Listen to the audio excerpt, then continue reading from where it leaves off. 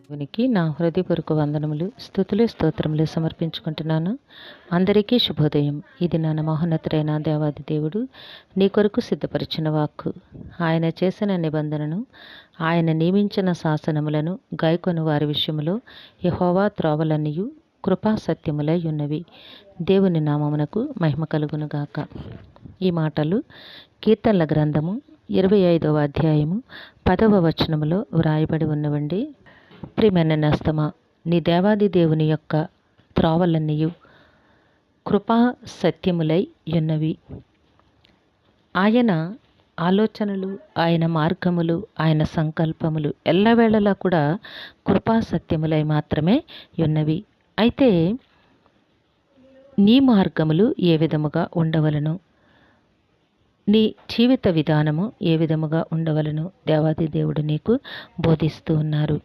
ఆయన చేసిన నిబంధనను, ఆయన నియమించిన శాసనములను గైకొని వారి విషయంలో, అంటే దేవుని యొక్క కృప, దేవుని యొక్క సత్యము నీ పట్ల నెరవేర్చబడాలి.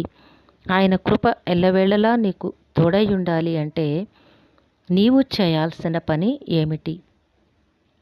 ఆయన నిబంధనను, ఆయన శాసనములను మాత్రమే నీవు గైకొని అట్టి మార్గము గుండా నీవు జీవించవలను.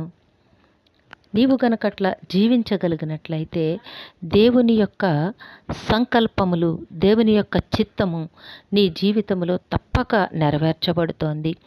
ఎందుకు అనగా, దేవుడు ఎవరైతే తన మాటను గౌరవించి తన మాటలకు చెవియొగ్గి తల వంచి జీవిస్తారో వారి పట్ల మహోన్నతుడైన దేవాది దేవుడు దయాళురై ఉన్నారు.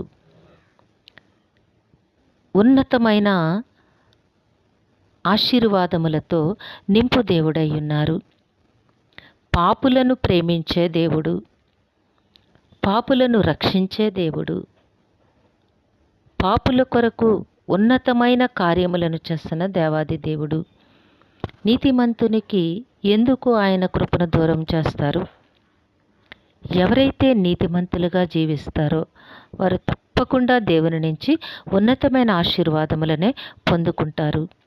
వారి జీవితం ఎంతో ఫలభరితముగా ఉంటుంది. కాబట్టి ప్రియమైన నేస్తమా, నీవు ఈ సంకల్పమందు నిలువబడవలను.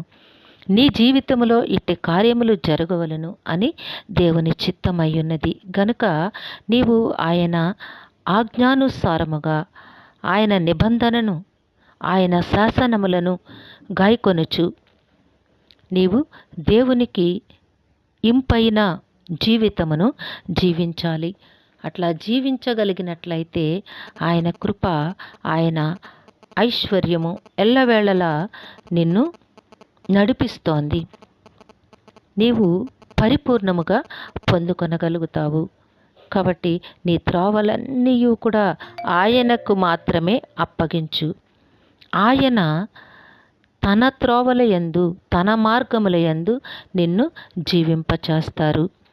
కాబట్టి నేస్తమా, నీ జీవితమును పరిపూర్ణముగా దేవునికి అప్పగించుకొని దేవుడు సిద్ధపరిచిన ప్రతి ఆశీర్వాదమును నీవు తప్పక పొందుకొందువుగాక. దేవుడు దీవించునుగాక. ఆమెన్. ప్రార్థన చేసుకుందాము. సింహాసనాసనుడైన దేవా, మీ ఘనమైన నామమును కొందరములు. మీ బిడ్డకి మీరు ఇచ్చిన వాక్కును బట్టి స్తుతులు సమర్పించుకుంటున్నాము. మీ వాక్యానుసారముగా, మీ ఆజ్ఞానుసారముగా జీవించే యోగ్యతను మీ బిడ్డకి ప్రసాదించండి.